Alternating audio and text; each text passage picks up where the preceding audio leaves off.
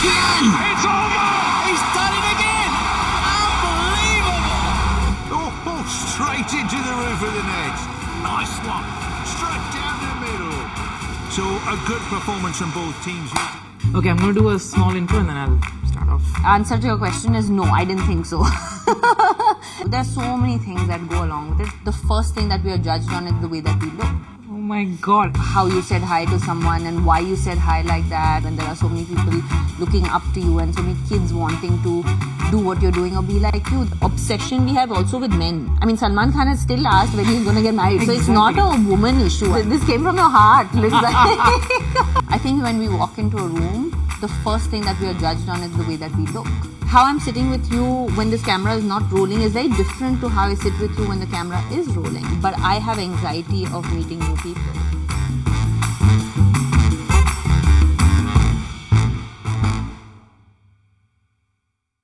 It's March 8th and I don't think I could have thought of anyone better to come and speak to. And I don't think I need many words to describe her. She's phenomenal. She's put India up on the global map. She's a symbol of determination, grit, power, grace, all of it.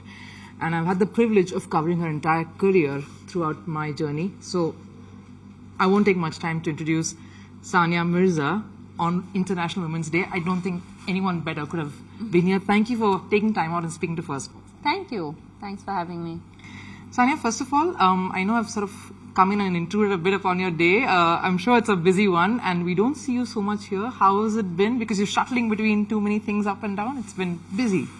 It has been busy, but I wouldn't have it any other way. I think I'll lose my mind if I'm not busy, to be very honest. It's how my life has been, and actually one of the thoughts when I had when I was retiring was like, oh my God, and so many people would ask me like, what are you going to do now? And I had no plan, and I was like, I actually don't know. And I thought to myself, you know, maybe I'll put my feet up, maybe I'll just, you know, take it slow for a few months. And before I knew it, I was shooting 45 days in a row. You know, first I was with doing something with the IPL last year. Like, it was straight after I went into the WPL, went into IPL, and then went into doing French Open, Roland Garros at that point. So I think things just happen, and I honestly feel like we manifest it in some way subconsciously. And for me, being busy is what I've really known. And I've not always loved it, but right now I do like it. I feel like it's always important to look for new things. When one chapter ends, it's always nice to, you know, find new things to do, and yeah. All right. And if I have to ask you, you know, looking back at all that's happened so far, did you ever for a moment imagine your journey, your life to sort of unravel the way that it has? Not quite. I think that I think you have dreams, and we all have dreams. When we start a career, when we start doing something, we think of where we would like to go in that career, where we would like to end up, how we would like it to pan out. And there's a very few handful of people in this world who get to live their dream. And I feel very fortunate that I was, you know, able to do that. I was able to not just dream and dare to dream, but also achieve, you know, more than what I had probably imagined. And everything else obviously comes along with it, right? Like, so it's not, nobody wakes up in the morning and says, I'm going to start this career. I want to do it so I can make a lot of money. Like, that cannot be the sole goal for anybody. You first start something because, and no matter what career that is, you start something because you love it and because you want to do it and you have a passion for it. And then there are byproducts that come with it if you become successful, you know. So I feel like the reasons that I started for and the dreams that I had, I feel very fortunate to be able to have living them rather. And so the answer to your question is no, I didn't think so. I didn't think that it was going to pan out this way, but I'm so glad it did. Yes, and we are so glad it happened because we got to witness something so magical. I think this is once in a lifetime sort of an event that you see something like you happening to the country, to this global sporting stage. How difficult is it being Sania Mirza? And I have to ask this keeping everything in mind, you know, how difficult has that journey been? It's been very hard. I mean, there is no question about it, and I think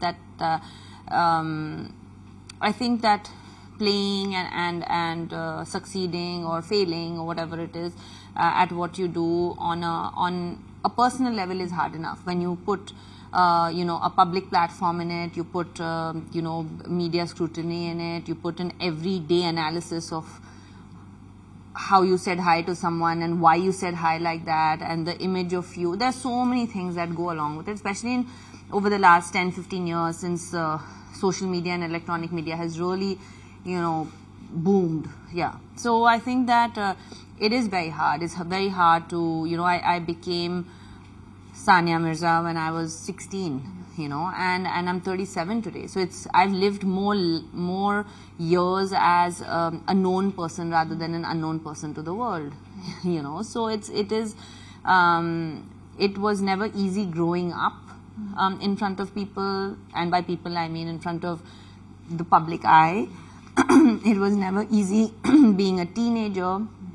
It was never easy because you always had to, as authentic as you try and be, there are certain things that you do have to camouflage, and you do have to mask in a public eye, because at the end of the day, you are a role model for so many people, and you're so aware of that fact, and people don't leave any opportunity to make you aware of that fact on a daily basis of how you have this responsibility on you, and rightfully so. I mean, when there are so many people looking up to you and so many kids wanting to do what you're doing or be like you, there are so many things that as a role model, so to say, that you need to be a certain way.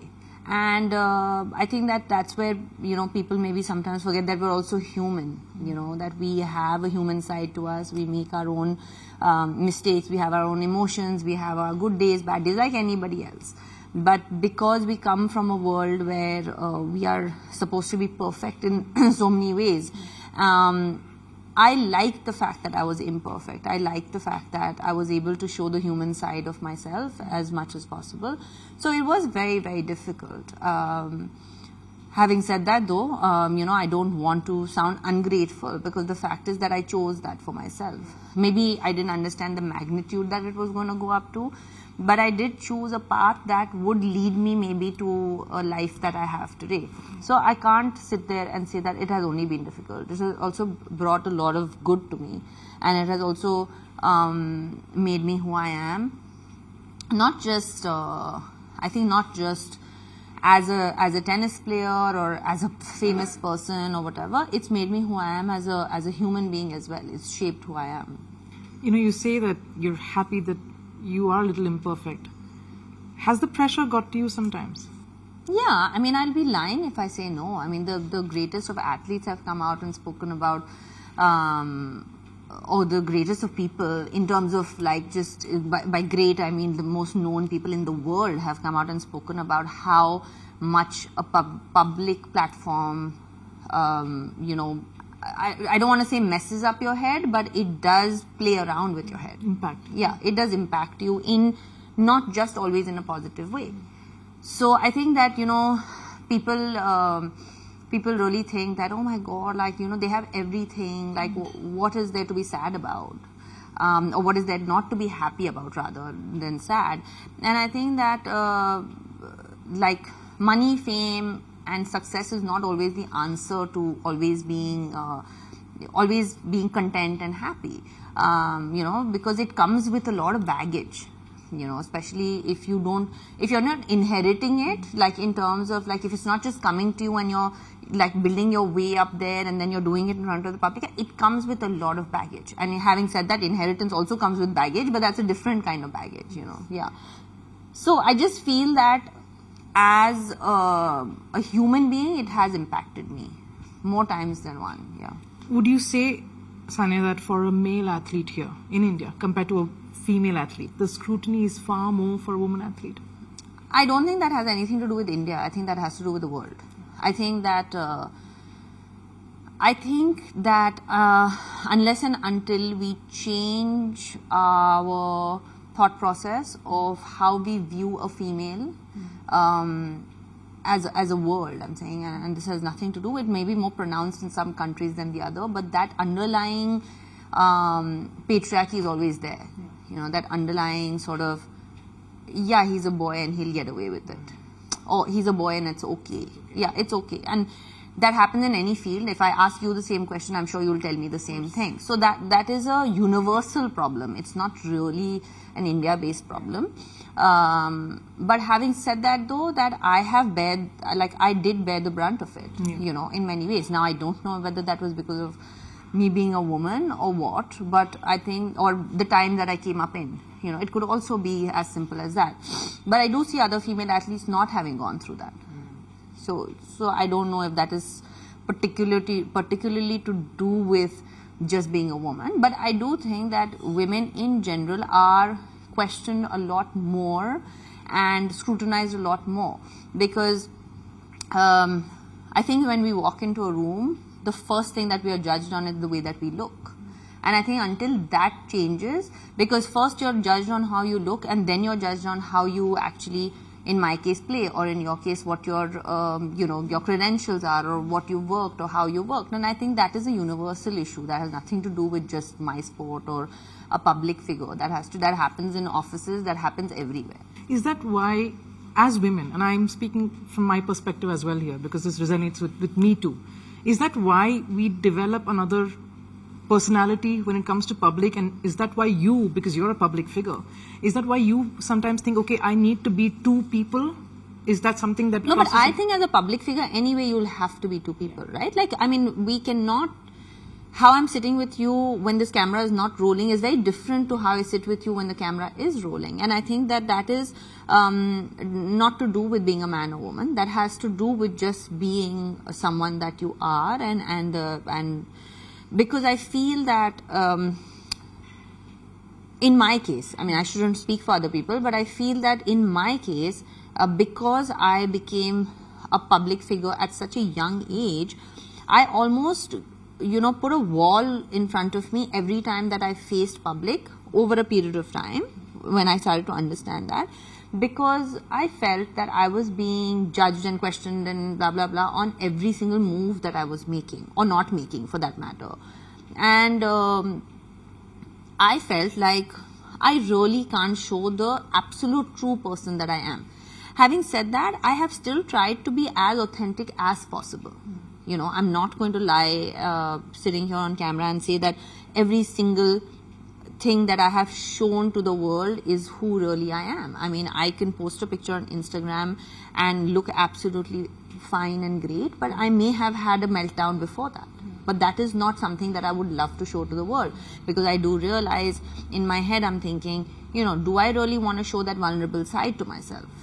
You know, and there are moments that I do show that, but I don't feel that I can show that every single time, because that's also my personality.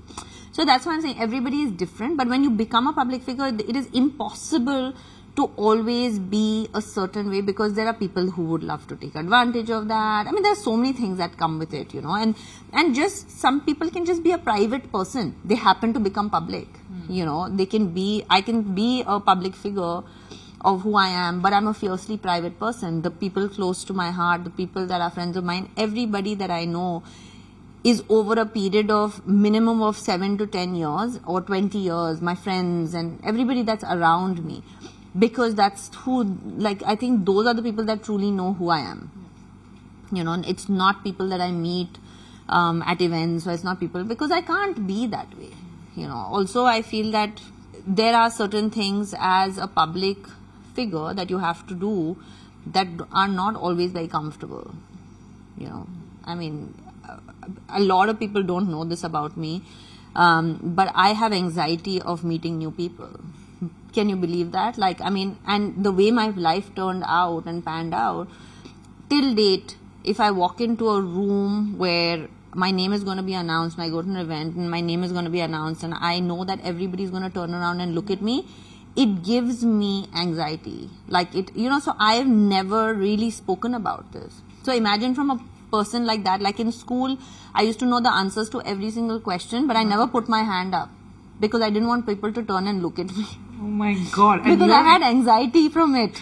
you know, I was like, oh my God, everybody's going to look at me. And I knew the right answer. So that's the person that I really am. And then my life turned out the way that I did, where I became this public speaker, and you know, so I've actually had to train myself to become this person. But how does it work when you get on a tennis court then? I mean, because everyone's watching you, your skills are being judged, So at that moment, actually when I play tennis is when I'm the most fearless. And honestly, none of that mattered when I walked onto the tennis court. When I walked onto the tennis court, it didn't matter to me what people said, what people did, whether they watched or they didn't watch. For me, like playing and trying to win and being the best version of myself out there trumped everything else. And that is the only time I didn't feel that anxious energy, like where I would be like, oh my God, I'm going to walk on the court and people are going to look at me. I didn't care. But if you tell me to walk into a restaurant, till date, I swear to you, if I have to go to a restaurant that is in this part of the world where I know for a fact that I will get recognized, it gives me, I'm not saying it gives me anxiety where I won't enter the restaurant, but it gives me butterflies in my stomach where I'm like, oh my God, I have to enter this restaurant. It's almost like a thing that I fight with on a daily basis within my system. So are you also embarrassed with compliments? Yeah, very. Like, I'm so bad. Anybody that knows me, like, when they start complimenting, I'm like, stop talking about me. I'm sitting right here. Like, don't talk about me. So that also comes from that, right? That's a personality trait also, because it's like connected to this. So I don't like compliments at all. If I had to ask you now to pick the moment in your life so far that has given you most satisfaction, that you've said, okay, this is the moment that I know that I nailed it, or this is what I lived for, what would that be? I would like to say that the moment I became #1 in the world, and I mean, it's a very hard choice to make because there were a lot of moments where I felt that, but I think that when you become #1 in the world at what you do and what you've dreamt of all your life, I mean, I remember times when, you know, there were a lot of kids in my school, we used to play tennis. There was like 6 kids, I think, in my class alone, and we used to sit and talk, and I was always a little better than everybody else, you know, when I was playing. And I remember sitting and having conversations and we were writing those, you know, you used to get those notes that friends used to exchange with these friendship books. I don't know what they're even called. Books. Yeah, like slam books. And you used to write, what's your dream? And you're like, I want to be #1 in the world at tennis. And all 6 girls used to write that, you know, and I used to write that too. And that's really a memory that flashed by me when that happened. So it is literally a dream that comes true for very, very few people, to being #1 at what they do at anything, any career that they choose. So yeah, I would say that moment probably. Nice. And you know, where you are right now, I keep thinking all that you achieved, and I ask myself, can we have another Sania Mirza? And I don't know the answer to that. Do you have the answer to that? Can there be another Sania Mirza? I don't have the answer to that, unfortunately, and I wish I had the answer to that, because I've been answering this question for the last 15 years at least. And unfortunately, I've been coming up with the same answer that, you know, I don't know. I hope it's the next girls in line, and then, you know, another generation goes by, and then another generation goes by, and I've seen 3 generations go by in my playing career of the last 21 years, where people have come and gone and retired, and, you know, I kept playing. It's a little bit like Rohan now, right? Like, so, I don't know. And I do hope, though, that I do hope that we can come up with a better answer to this, because I feel that for a girl today to achieve what I have achieved, I don't think that we can look at girls who are 25, 27, 28 today, because it's not going to happen. We realistically, that's just, they've passed their prime, right? Like, but the fact is that do we have kids who are 8, 10 years old today who are going to maybe make it? We're going to have to wait and watch, and we're going to have to do whatever it takes to try and help them in whatever our capacity is. You know, if I ask you about, I'm asking about the future here, I have to also, you know, recently I think I saw one of your tweets where there was this ad that came up, and you said, you know, this is what I've been wanting to talk about. You know, why is it that people always ask women to settle, and why is it those are the questions that keep asking? I remember this because I know this is very close to your heart as well. If you could just speak about that, what that meant to you when you saw that advert, and what you were trying to say, because I know that's a message a lot of women would love to hear from you. Rights and wrongs and do's and don'ts for women are a lot more than they are for men.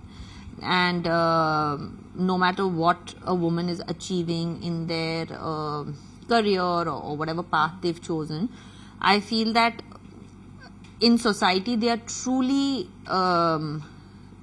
considered as settled and really good to go only when they have that normalcy of society of being married and having kids. And there are many women who get married and don't want to have kids. There are many women that don't want to get married. Does that make them less settled? And if yes, then does the same thing happen for the man? Like, does that make him less settled if he's choosing the same thing? So these are questions that are so, they're very basic, you know, for you and I, but they're not as basic for the normal sort of society, because that's a society that we live in, and it's so deeply engraved in us that women are, these are certain things women are supposed to do in order for them to be like, you know, settled. Then I feel that if women like me, who are in this position where, you know, a few people are listening to us, or even like we have the platform to talk, regardless of whether somebody is listening or not, I feel like if we are also not speaking, then we have no chance. So I feel that a lot of young girls and women can resonate with that when they see something that is so thought-provoking, because of the very fact that we go through it on a daily basis. We question, you know, as soon as you're turning 24, 25, like, when you're going to get married, and then you're like, no, not yet. And they're like, oh, but like, you know, all the good guys are going to go away, as if like that is the only achievement that there is in life. Like, what is a good guy? Like, I mean, what does that even mean, right? And then they're like, oh, okay, but this marriage, like, obsession we have also with men. I mean, Salman Khan has still asked when he's going to get married. Exactly. So it's not a woman issue, I don't think. This marriage thing is also like to do like with... If they see someone single, they want that person to be they just want attached. them to be married and or with somebody. But then as women, it's more multiplied, you know, and then you're like, okay, then what? Like, the minute you get married, they're like, so when you're going to have a kid? So they're not even taking into consideration that it could be a choice that you're not trying to have a kid. Yeah. Like, that is a choice that maybe you don't want to have a kid right now. You want to have a kid after some time. And what? So what? And if the answer is no kid yet, oh, I'm sorry. As if that's like a... This came from your heart, looks like. So I just feel that, a lot of women today can resonate, and they don't actually, for me, the issue is not about being successful or working or whatever. For me, that's not the issue. For me, the issue is choice. So you can sit at home and be a homemaker and choose not to have a child, and that's okay, or choose not to be married. Like, what is the problem in that? Like, why is it that choice is questioned so much? And why is it that no matter what you're doing in life, you're always, you know, asked that when are you going to settle? Like, what does it mean? So settle down basically means that you're going to stop what you're doing, get married, and then live your life, you know, based around another person. Yeah. That's what settle down. What else does it mean? In true terms, that's the meaning of settling down. Yeah. You mentioned your son, you mentioned Izhaan. I've been wanting to ask you, how has it been? How has motherhood been? Because we've seen that grow from far. Does he miss you every time you go away? I don't think so, actually, to be very honest with you, because I tell him to talk on the phone and he's like, oh, like, can I talk to you later? But I think kids in general, are not really a phone-friendly sort of species. Like, you know, I don't think they really understand, it's not registering. You're a blessed kid then. Yeah. Because a lot of kids love screen space. So. No, I keep him very busy. So he gets like half an hour of his screen time a day, and that's the end of that. But mother has been great. Like, I think that it's evolved me in many ways. I think that as athletes, we are pretty selfish as human beings, because that's the nature of our job. And if we are not selfish, I mean, there's no other career in the world or work in the world where you wake up and you're like, I want to be better, and I'm going to be better, and I'm the best, and like, I'm going to be the best. Like, it's a really egoistic profession, you know, where you have to consciously make the effort of telling yourself that you're the best, and everything revolves around you. your food, what do you want to eat, when do you want to warm up, when do you want to practice, and then all of a sudden you have a child and nothing revolves around you anymore. And it gives you a huge and really needed reality check of life. And I think that if you're able to make that adjustment, you'll have a great relationship with your child. And for me, it came very naturally to put him first. And it came very naturally to keep putting him first in all situations, you know. So for me, I know for a fact that I will never take a step in my life where I don't think that he will not benefit out of, or if something is going to bother or hurt him, like I will try not to take that step. Having said that, though, like I think self-love is very important as well, and I think that that's where I keep saying this to women, that giving birth and having a child is not the end of your life. It's the beginning of another life, and that does not mean that you just basically neglect yourself completely. So motherhood has evolved me in these ways. I think it's made me realize that, you know, you can love another human being more than you love yourself sometimes, you know, and I think that's a feeling that if you get to experience it, it's great. Nice. And if I had to ask you, I mean, I know what you're saying, whatever motherhood has taught you. If you had to make sure, okay, this is the one thing that you want Izhaan to imbibe, this is the one thing that you would tell him, or you want him to be years down the line, what would that one thing be? I think that one of the very important things for me is that to know that as a man, you are allowed to show and feel what you are actually feeling within your heart and not be labeled as weak. And I think that that's something that it's very important to me, because I think that over my life, in different experiences of my life, I've reached a stage where it's very important for me to be able to be honest with my emotions and with myself. And I think that as a boy, they are always told that they shouldn't be. They're always told that your strength lies in you not showing that emotion, especially in this part of the world, where they say, oh, if you know, a man should keep it together, he must not cry, or a man should keep it together, he must not lose it. But I feel that if you're actually able to, and I do tell him this, I mean, he's very young, so I tell him in age appropriate ways, but I think that that is something that I will be very proud of, where he can have that empathy and emotion, because if you don't feel that empathy and emotion within yourself, you cannot feel it for another person, you know. So you have to first have empathy towards yourself also. And I feel that and the second most important thing is you know, that equality is something that is very important. So, you know, he finishes his food, he has to take his plate and put it in the kitchen. I mean, it does not matter if we have staff at home. You know, basic things like that, which may sound very, I mean, which may sound like first world problems to some people, but these are real issues, you know. And there are certain things, there are certain comments that sometimes happen, and sometimes he'll come and say that, no, I was playing football, she was not playing because she's a girl, and that is because what he's hearing around, and those things are very important for us to change. But having said that, I think that we are making progress, because there was this one time that he was playing something, and one of my cousins came and said, can I play? And then the person he was playing with said, no, you can't play, you're a girl, in a joke. You know, they were playing at home, and and Izhaan said, and this was like a year and a half ago, and Izhaan said, yeah, but my mom was a world champion, like everybody can play.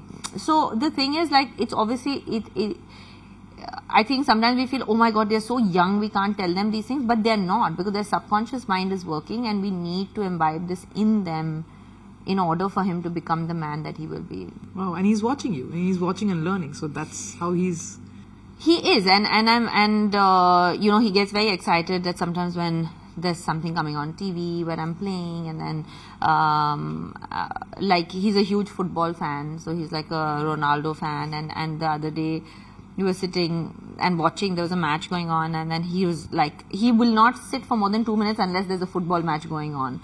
And he sat there for 90 minutes or whatever, 100 minutes. Wow. Because of everything.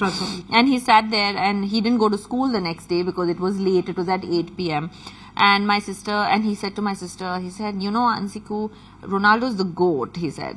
And so my sister said, you know, your mom was the GOAT. He said, yeah, but she was a GOAT at tennis. He's a GOAT at football. So he's very aware that things like that do happen. And I feel that that is something that he'll carry forward with him in his life forward, with, you know, the woman that he meets, and knowing that, you know, every person is equal. A couple of questions and we'll wrap it up. One, this fighting spirit that you have, where does that come from? I mean, we see it on the court, off the court. Where have you imbibed that from? I think a lot has to do with the way I've been brought up by my parents. I think that I think it comes from a lot of confidence and knowing that no matter what happens, they'd be by my side. And I think that a lot of that fighting spirit comes from that, because you feel like, you know, they've got my back, somebody's got my back. And whether it's my parents or my sister, I know for a fact that, you know, in good or bad, they've got my back. And that's the way we've been raised, because we were a very small family. So I think that's where it comes from. And honestly, it comes from within. I think it comes from, and I think a lot of it comes from playing sport. I think sport teaches you how to fight. Sport teaches you how to be resilient. Sport teaches you to have dignity in failing, and sport teaches you to have, you know, being humble in victory. So I think that is a lot of life lessons that I've learned from the sport that I chose to play. And that is why sport is such an important part of my life, and I make sure it is a part of, you know, anyone that's close to me with kids and stuff, because it really gives you these life lessons that no education can give you. You can read 1,000 books, but there is no book that will teach you this, because it will not teach you how to fight the next day after you lose a tough match. It will not teach you that, you know, if you win a Grand Slam and then you go and lose first round in the next tournament, you're only as good as your last match. So all this stuff is to do with sport and sporting life lessons. And lastly, of course, you know, everyone gets a piece of you, everyone wants a piece of you. And when you're speaking, Sania, obviously you're speaking to a lot of women as well, a lot of young women out there. If you could, what's your one message? Because you've lived, and there's much more life ahead of you, and you've lived such a colorful and a tough life. What's your message to everyone out there who's watching? I think that we all have our own journeys, and I think that I would just like to say that first and foremost, we have to embrace the fact that that's our own journey. And I feel that we can try to protect ourselves from, you know, the bad that may happen or may not happen, but life will pan out how it's going to pan out. And I think that accepting that is very, very important, because with the bad comes a lot of good as well. So I think that as a woman, really, I think the most important thing is to know your worth, because I think that if you, we talk so much about women empowerment, but we don't talk so much about how much women truly believe that they should be empowered, because they really, first of all, need to feel it within that they are equal. They need to feel it within that they should be treated with dignity. They need to feel it within that they need to be treated as a person with as much respect as, you know, anybody else in their life. And I would like to tell women that you need to know your worth, because if you don't know your worth, nobody else will. Thank you so much, Sania. It's always a pleasure. It's always nice speaking to you every time. And looking forward to seeing you again. Soon. Yes, very soon.